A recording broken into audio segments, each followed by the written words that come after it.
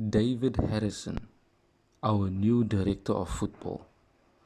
He comes from Everton, and it is said that he will report to John Murter and be based at the training center with responsibility for ensuring that our football operations run as smoothly and effectively as possible. He won't be involved in transfers. This is our potential new owner. And truth be told, he is a man on a mission. He has said that today confirms his submission of a bid for 100% of Manchester United Football Club. The bid plans to return the club to its former glories, both on and off the pitch, and above all, will seek to place the fans at the heart of Manchester United Football Club once more. It will be debt-free via his 9-2 foundation, which is testament to the 1952 that have passed away. It will look to invest in the football teams, the training center, the stadium, and wider infrastructure. This is good news that there is someone willing to come in to better the club and return it to its former glories, and mostly focusing on footballing excellence. The commercial speaks for itself with regards to our club. It is the footballing side that is now being remedied. And with Sheikh Hassim bin Hamad being a Manchester United fan since he was a kid, he definitely will want to only give his all to the success of the club. Watch this space.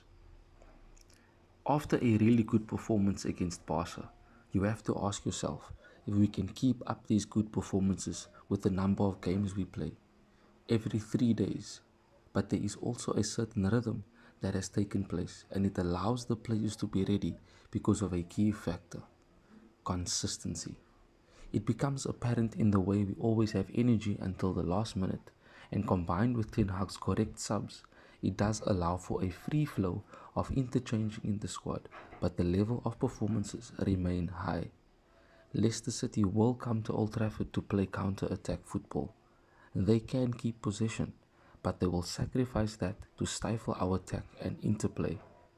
It's the last game for Casemiro's suspension, which would give him some rest ahead of the second leg against Barca, and to remain focused on this match would be key.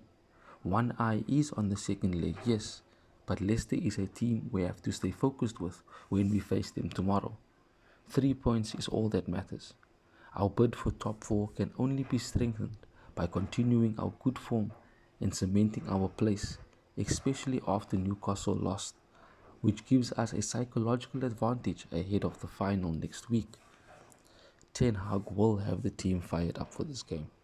Old Trafford will be rocking because of the potential takeover being even closer, and the spirit in the club right now is so good and strong that we only expect a win. The standards have been raised and will continue to be raised as we continue our rise under Ten Hag. The last time we faced Leicester, Sancho got the winning goal for us, and he looked in good form. But of course, we know the dip that he had. We know the recovery that Ten Hag has done with him. And this could be a full circle game for him, where another good performance would be needed. We, of course, will be without Casemiro, but it is not to say that we will not be able to dominate on the ball. If we are able to go to the Nou Camp and dominate on the ball, we can certainly do so at Old Trafford against a team who will sit back and try their best to destroy our play. It's always a funny instance where teams come to Old Trafford and tend to want to not be on the ball but just look to disrupt our play.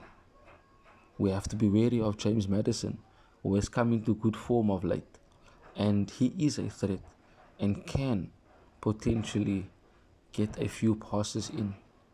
But we have to believe in our team and know that they will do their best to diminish any attack that Leicester might throw at us. Brendan Rodgers is a tactical coach, but for me, the starting 11 should be De Gea, Malacia, Martinez and Lindelof, Varane getting a rest ahead of the second leg, and Delo coming in, allowing Wan-Bissaka to start in the second leg. Sabitzer coming in for Casemiro and Fred, of course, next to him. Rashford, Bruno, Sancho and Weghorst as the front four remains. This team should be strong enough to go on and get us the win. As I said, Casemiro is suspended, and for me, Varane should get a rest ahead of the second leg, and Martinez should come in, continuing to get a bit more game time ahead of the game on Thursday. And Malacia playing ahead of Shaw, simply because Shaw will probably start at left back. Ten Hag will set the team up to win, and we will look to get the 3 points. We might be looking at the Europa League, but top 4 is our main focus. Forget about the title race. We focus on ourselves, do our job, and the rest will follow. Thanks for watching. If you want more content on Manchester United, like, share and subscribe.